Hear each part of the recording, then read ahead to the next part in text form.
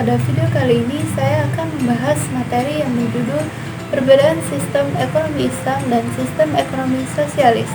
Materi yang akan saya bahas terdiri dari dua. Yang pertama, karakteristik sistem ekonomi sosialis. Yang kedua, perbandingan sistem ekonomi sosialis dan sistem ekonomi Islam. Karakteristik sistem ekonomi sosialis.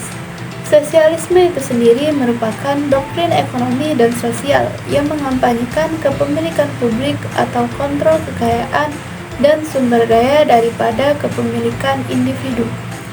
Sosialisme digagas oleh Karl Heinrich Marx pada tahun 1818 sampai 1883 sebagai antitesis terhadap paham kapitalisme yang diusung oleh Adam Smith.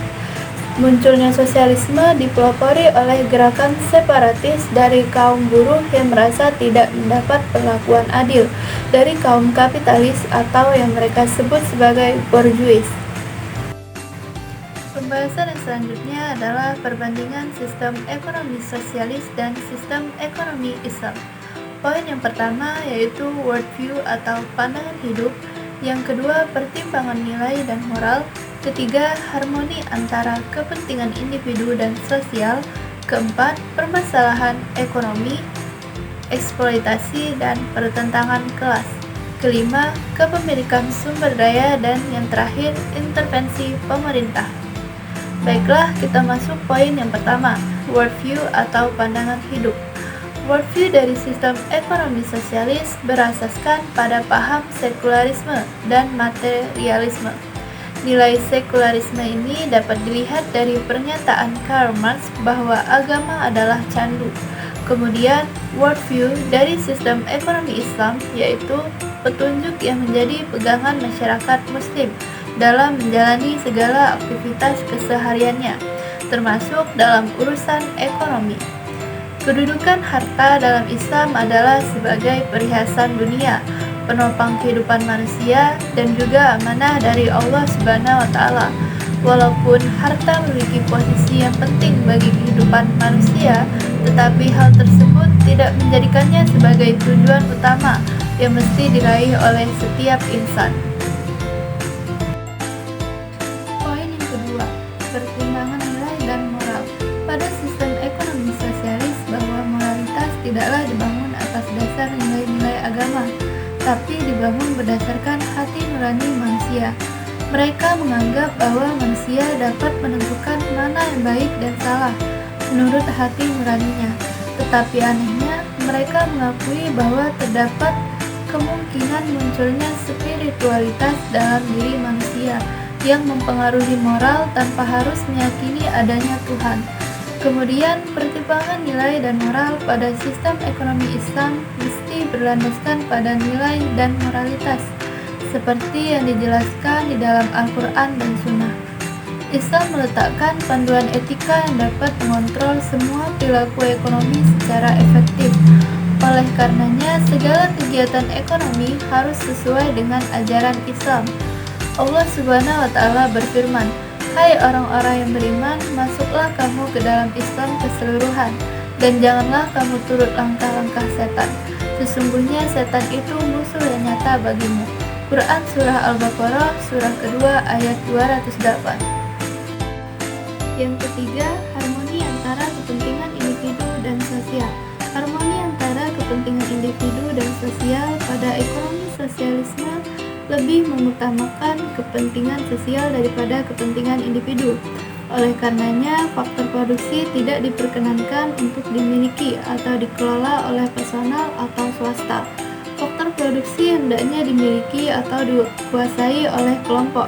Produksi barang dan jasa harus ditunjukkan pada kepentingan sosial. Kemudian, harmoni antara kepentingan individu dan sosial pada ekonomi Islam yaitu kepentingan individu dalam Islam masih tetap dijaga, walaupun harus mengutamakan kepentingan sosial. Islam tidak melarang setiap individu melakukan kegiatan ekonomi masing-masing untuk mendapatkan keuntungan.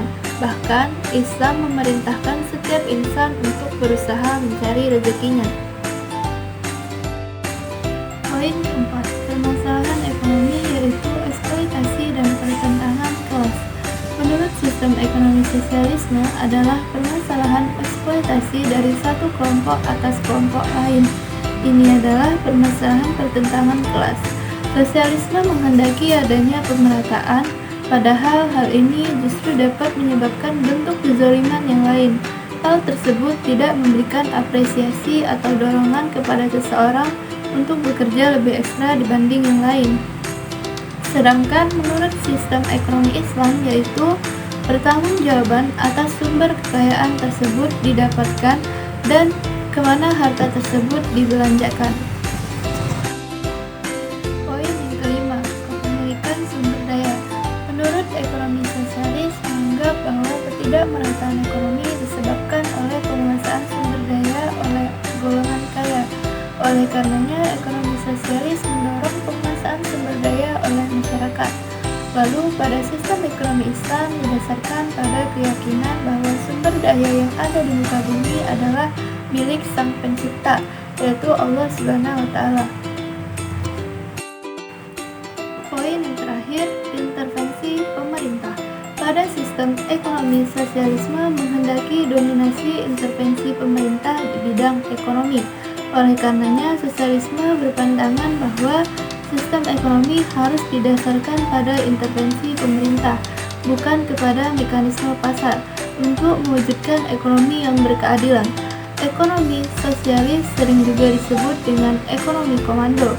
Hal ini tidak lepas daripada pemikiran bahwa keputusan-keputusan ekonomi itu disusun, direncanakan, dan dikontrol oleh kekuatan pusat. Kemudian, pada sistem ekonomi Islam mendorong adanya mekanisme pasar.